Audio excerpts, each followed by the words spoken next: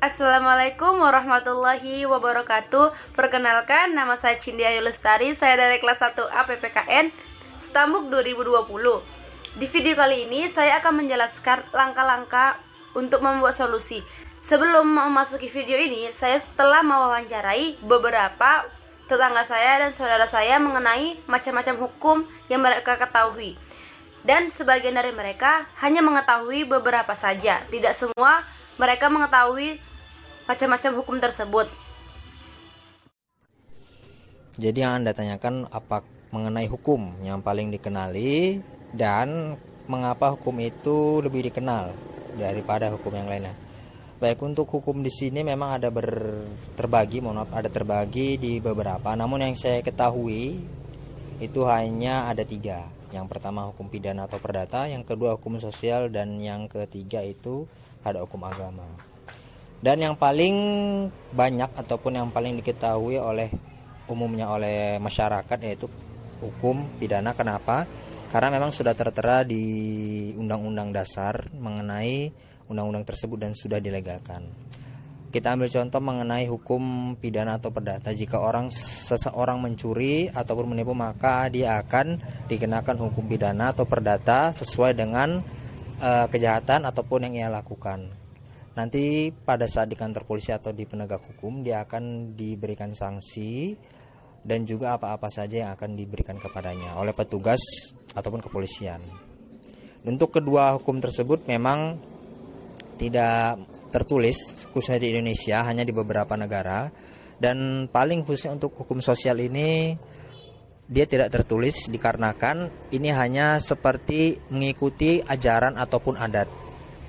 Seperti kita cara berinteraksi dengan para tokoh masyarakat ataupun kita menghadiri acara-acara yang memang bersifatnya keagamaan. Mungkin saya rasa cukup. Terima kasih. Bagaimana pengetahuan Bapak tentang terkait macam-macam dan bentuk-bentuk hukum yang berlaku? Hukum di Indonesia ada 2, hukum pidana dan hukum pidata. Kalau hukum pidana, kita melanggar hukum itu dapat kena sanksi berupa penjara. Dan hukum perdata, apabila hutang piutang itu kita sanggup membayar, itu tidak ada hukumnya dimasukkan ke dalam penjara. Hukum agama ada, itu bagi yang memang negaranya negara Islam. Nah, contohnya ada di Aceh hukum agama itu kan sudah ada, cuman karena kita negara kesatuan Republik Indonesia itu tidak dipergunakan. Itu hanya berlaku untuk negara yang Islam. Contohnya kalau di Aceh itu ada kejadian apabila ada warganya yang ketahuan berzina, itu akan dicambuk. Hukum agama mencari itu tidak. Terus mencuri, kalau di hukum agama itu kan dipotong tangannya. Karena kita hukum negara kesatuan Republik Indonesia, itu tidak dipergunakan di negara kesatuan Republik Indonesia.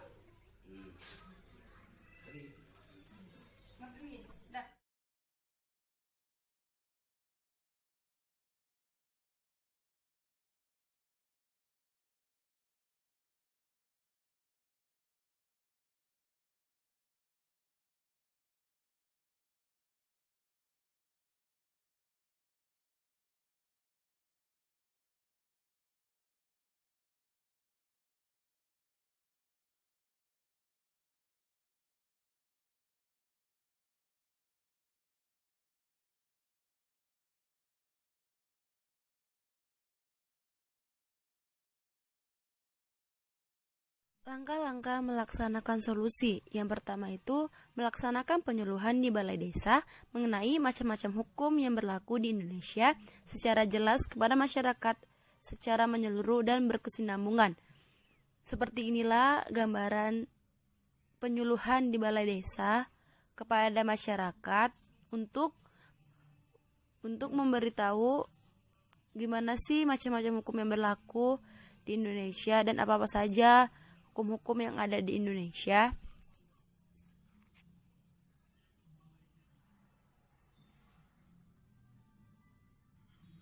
Bisa kita saksikan bersama. Seperti inilah. Langkah yang kedua itu adalah menyebarkan poster-poster mengenai hukum. Nah, di sini saya akan menyebarkan poster di daerah rumah saya. Kita akan menyebarkan poster-poster itu di rumah-rumah atau di tempat perkumpulan warga agar warga mengetahui apa itu hukum-hukum yang ada di Indonesia dan apa saja hukum-hukum yang ada di Indonesia. Dan yang ketiga itu adalah menjunjung tinggi hak asasi manusia dan tidak diskriminatif. Nah, contohnya itu kita saling menghargai pendapat orang lain. Saat orang lain berbicara, kita harus menghargai apa yang dia sampaikan, lalu menghargai toleransi sesama antara umat beragama gitu kan.